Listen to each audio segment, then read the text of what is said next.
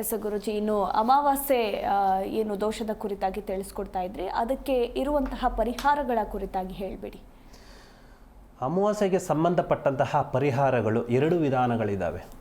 ಒಂದನೆಯದಾಗಿ ಇಷ್ಟದೇವರನ್ನು, ಕುಲದೇವರನ್ನು ಅಮಾವಾಸ್ಯೆಯಲ್ಲಿ ಬಂದಂತಹ ಸಮಸ್ಯೆಗಳನ್ನು ಪರಿಹಾರ ಮಾಡಿಕೊಳ್ಳುವುದಕ್ಕೋಸ್ಕರನೇ ಪ್ರತಿ ಪೌರ್ಣಮಿ ದಿನದಂದು ರಾತ್ರಿ 9 ಗಂಟೆಯ ನಂತರ 9ರಿಂದ ರಾತ್ರಿ 11 ಗಂಟೆಯ ಒಳಗಡೆಯಾಗಿ ಇಷ್ಟದೇವರನ್ನು, ಕುಲದೇವರನ್ನು ಮನೆಯಲ್ಲೇ ಇದ್ದುಕೊಂಡು ಆರಾಧನೆ ಮಾಡುವಂಥದ್ದು ಒಂದು.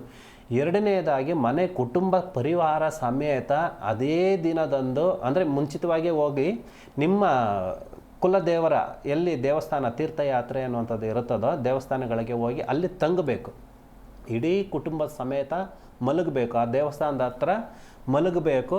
ಮಲಗಿದಾಗ ಅಲ್ಲಿ ಒಂದು ದಿನ ಪೂರ್ತಿ ನಿದ್ರೆ ಮಾಡಬೇಕು. ನಿದ್ರೆ ಮಾಡೋಕ್ಕಿಂತ ಮುಂಚಿತವಾಗಿ ನೀವು ಸಂಕಲ್ಪ ಮಾಡ್ಕೋಬೇಕು. ಮನೆಯಲ್ಲಿ ಆಗಿರುವಂತಹ ಒಂದು ಮಾಟದೋಷ ಆಗಿರ್ಬೋದು, ಜನಗಳಿಂದ ಆಗಿರುವಂತಹ ದೋಷಗಳಾಗಿರ್ಬೋದು, ಅಮಾವಾಸ್ಯೆಯಿಂದ ಆಗಿರುವಂತಹ ನಮ್ಮ ಗ್ರಹ ದೋಷ ಅನ್ನುವಂಥದ್ದಾಗಿರುವಂಥದ್ದು, ಮತ್ತು ಕುಟುಂಬಕ್ಕೆ ಸಂಬಂಧಪಡುವಂತಹ ಯಾವುದೇ ಒಂದು ಲಗ್ನ ದೋಷ ಮತ್ತು ವಾಸ್ತು ದೋಷ ಯಾವುದೇ ಇರ್ಬೋದು, ಮತ್ತು ಗಂಡ ಹೆಂಡತಿನಲ್ಲಿ ಮಕ್ಕಳಿನಲ್ಲಿ ವಿದ್ಯಾಭ್ಯಾಸ ಮತ್ತು ಇರುಸು ಮನಸ್ಸು ವೈರಾಗ್ಯ ಅನ್ನುವಂಥದ್ದು ಏನಿರುತ್ತೋ ಈ ಸಂಪೂರ್ಣವಾಗಿ ಎಲ್ಲ ರೀತಿಯಲ್ಲೂ ಕೂಡ ನಮಗೆ ಇರುವಂತಹ ಸಮಸ್ಯೆಗಳು ಎಲ್ಲ ಪರಿಹಾರ ಆಗಬೇಕು ಅಂತೇಳಿ ಒಂದು ಬಿಳಿ ಹಾಳೆನಲ್ಲಿ ಮನೆ ದೇವರ ಹೆಸರು ಮತ್ತು ಎಲ್ಲ ಕುಟುಂಬದವರ ಹೆಸರು ಮತ್ತು ಡೇಟ್ ಆಫ್ ಬರ್ತು ಹೆಸರುಗಳು ಬರೆದಿಟ್ಟು, ಮತ್ತು ನಿಮಗೆ ಏನೇನು ಸಮಸ್ಯೆಗಳಾಗ್ತಾಯಿದೆ ಎಲ್ಲನೂ ಕೂಡ ಬರೆದಿಟ್ಟು, ಕೊನೆಯದಾಗಿ ಅಲ್ಲಿ ಇರುವಂತಹ ಯಾವುದು ಜಾಗದ ಹೆಸರು ಇರ್ತೈತಲ್ಲ ಆ ಜಾಗದ ಹೆಸರೂ ಕೂಡ ಬರೆದುಬಿಟ್ಟು ಅದನ್ನು ಮಡಚಿ ಅರಿಶಿನ ಕುಂಕುಮ ಸ್ವಲ್ಪ ಹಾಕ್ಬಿಟ್ಟು ಮಡಚಿಬಿಟ್ಟು ತಲೆ ದಿಮ್ಮ ಕೆಳಗಡೆ ಇಟ್ಕೊಂಡು ಮಲಕ್ಕೊಳ್ಳಿ.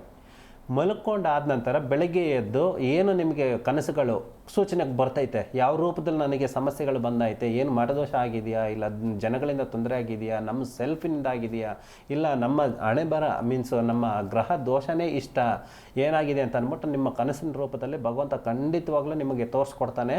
ಆ ತೋರಿಸಿದಾಗ ನೀವು ಅರಿವಾಗಬೇಕು, ನಾವು ಏನು ಯಾವ ಡೈರೆಕ್ಷನಲ್ಲಿ ಹೋದರೆ, ಯಾವ ಉಪಾಯದಲ್ಲಿ ಹೋದರೆ, ಗುರುವಿನ ಆಜ್ಞೆಯಿಂದ ಹೋದರೆ ಅಥವಾ ಭಗವಂತನ ಸನ್ನಿಧಾನದಲ್ಲಿದ್ದೀವಿ, ಭಗವಂತನ ಕೃಪೆಯಿಂದ ನಮ್ಗೆ ಒಳ್ಳೇದಾಗುತ್ತಾ ಏನು ಅಂತ ಅಂದ್ಬಿಟ್ಟು ನೀವು ಪರಿಹಾರ ಮಾಡಿಕೊಂಡು ಕ್ಲಿಯರ್ ಮಾಡಿಕೊಂಡ್ರೆ ಖಂಡಿತವಾಗ್ಲೂ ನಿಮ್ಗೆ ಒಳ್ಳೇದಾಗುತ್ತೆ. ಜಿ ಕನ್ನಡ ನ್ಯೂಸ್ ಈಗ ನಿಮ್ಮ ಮನೆಯಲ್ಲೇ ನೋಡಿ, ಎಲ್ಲ ಕೇಬಲ್ಗಳಲ್ಲಿ ಈಗ ಲಭ್ಯ.